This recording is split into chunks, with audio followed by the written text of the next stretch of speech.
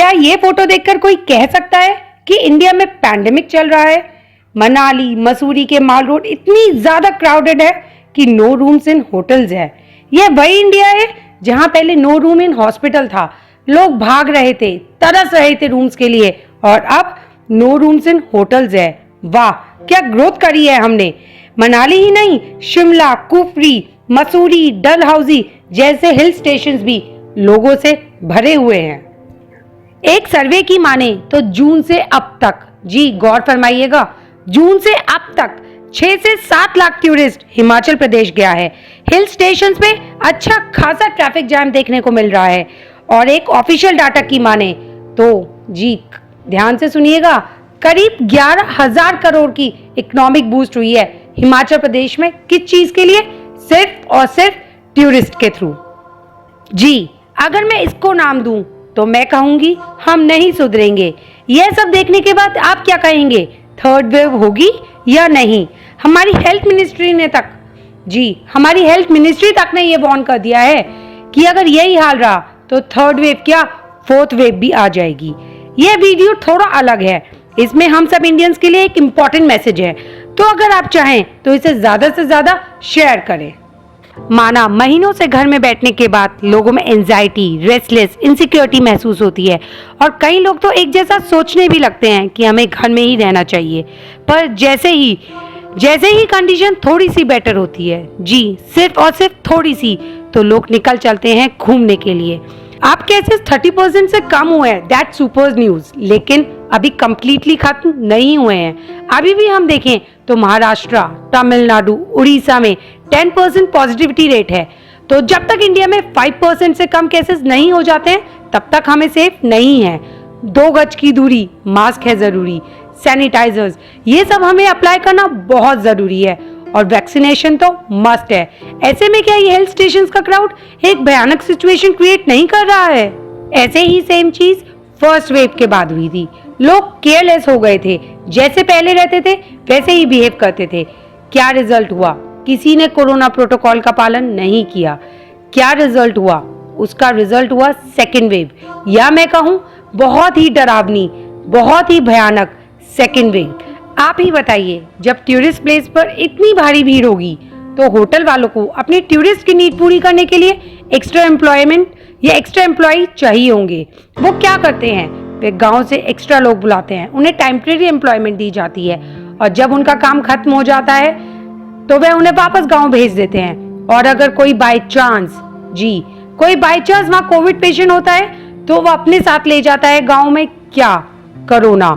इसलिए ही तो कोविड की सेकेंड वेव फर्स्ट वेव से इतनी डेडली थी।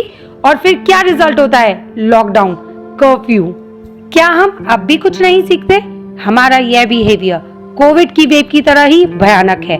अगर हम फॉरेन में देखें तो यूके में केसेस कंट्रोल में आ रहे थे कि नया और डेंजरस वेरिएंट अटैक हुआ, जिसका नाम था लैम्डा वेरिएंट।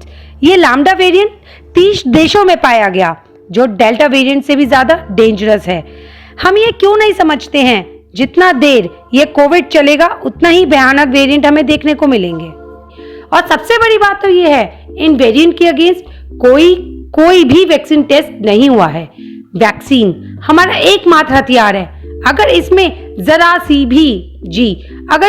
सी भी चूक हुई तो कौन रोकेगा इस पैंडेमिक को?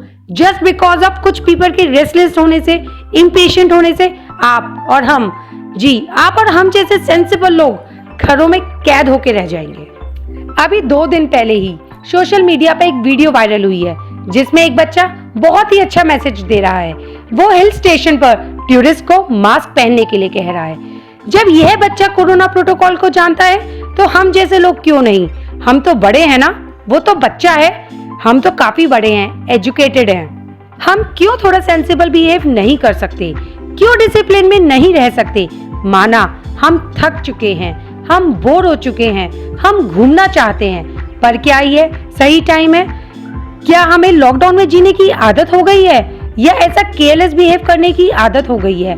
क्या हम एक मॉडरेट जिंदगी नहीं जी सकते? मतलब क्या हम एक बीच की जिंदगी नहीं जी सकते? अगर आपको लगे मैं सही कह रही हूँ तो प्लीज शेयर दिस वीडियो। मैं लोगों के अगेंस्ट नहीं हूँ, पर आई वांट कि हम केयरफुल रहें, कुछ मैच्योरिटी दिखाएं।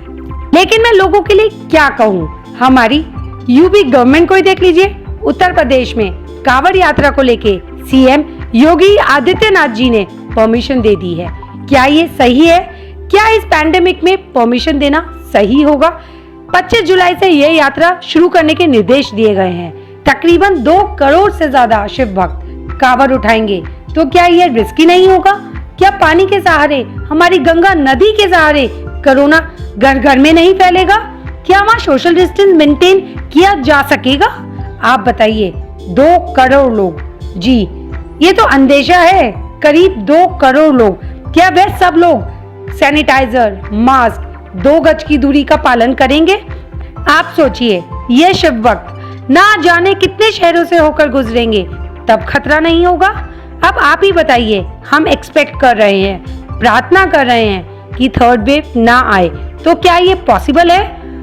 क्यों हम सब अपनी आंखों के सामने सब कुछ होते हुए देखते हुए भी अपनी आंखों पर पट्टी बांध के बैठे हैं? क्या हम रेडी हैं, या मैं कहूँ आदी हो चुके हैं लॉकडाउन के डर के रहने के?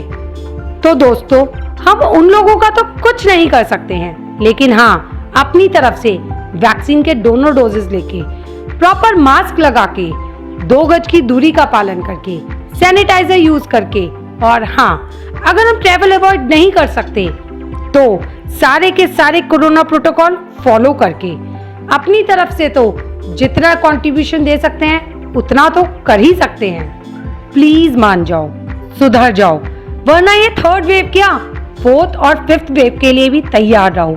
मेरी विनती है, प्लीज सुधर जाओ, प्लीज ज्यादा से ज्यादा। Till then, stay positive.